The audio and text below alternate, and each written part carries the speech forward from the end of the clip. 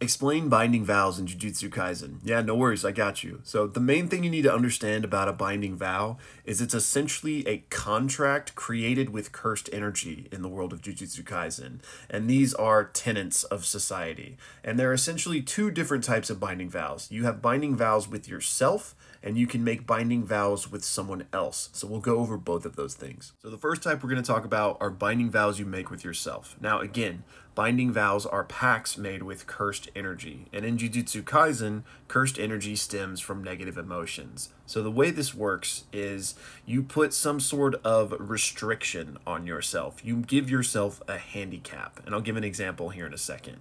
But your emotions will respond to that, because if you give yourself a handicap, you're putting yourself in a riskier position, therefore increasing your resolve and causing your cursed energy to swell. So that's like the mechanic of how it works. An example of this is one of the most prevalent binding vows in Jujutsu Kaisen, and it's called revealing one's hand. And what that means is if a sorcerer explains how their curse technique works to somebody else, their curse technique becomes more powerful because they have taken a risk by explaining the methodology of their combat to their enemy, therefore giving their enemy an advantage. But again, in response to this, the cursed energy or the power of the technique will be increased for the person who revealed it, just like Nanami did in Season 1. Sticking with Nanami for a second, he actually has another personal binding vow that we can use as an example. So Nanami made the binding vow he calls overtime.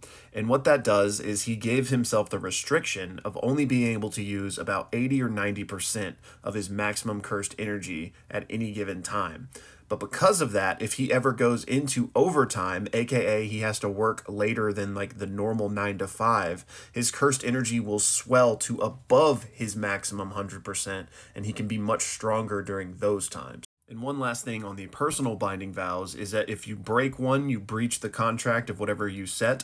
The only penalty is you no longer get whatever benefit you were getting from it. So for example, in Nanami's case, if he went over 80% cursed energy during the day, he just wouldn't get the boost at night anymore. So now let's talk about binding vows between 2 or more people. And these are a bit different because now you have multiple parties involved. For example, if you break a binding vow that you made with someone else, the consequences are dire. They are much worse. There are harsh penalties for breaking a binding vow.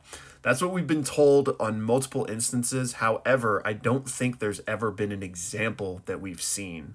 Y'all correct me if I'm wrong in the comments, but I don't think in the manga or in the anime we've ever firsthand seen what happens to somebody when they break a binding vow. So yeah, other than harsher penalties for breaking it, there aren't many differences between binding vows with yourself or other people. Obviously, it's still a contract enforced with cursed energy, and both parties are going to need to benefit from this binding vow, or else they wouldn't agree to it, and both people have to agree to it. So an example of this from early in Season 1 is when Sukuna and Yuji make a binding vow, where Sukuna will heal Yuji in return for getting access to his body for 1 minute. But Sukuna is not allowed to hurt anyone during this minute, and Yuji is not going to remember even making this binding vow. That's pretty much the basics behind binding vows. Hopefully that helped. And while we're on the subject, we talked a little bit about heavenly restrictions in my last video, but to kind of further illustrate this, a good way to think about heavenly restrictions is that it's a binding vow placed on you at birth that was out of your control. So for example, Toji has no cursed energy, but in return for that, he is an insane physical specimen.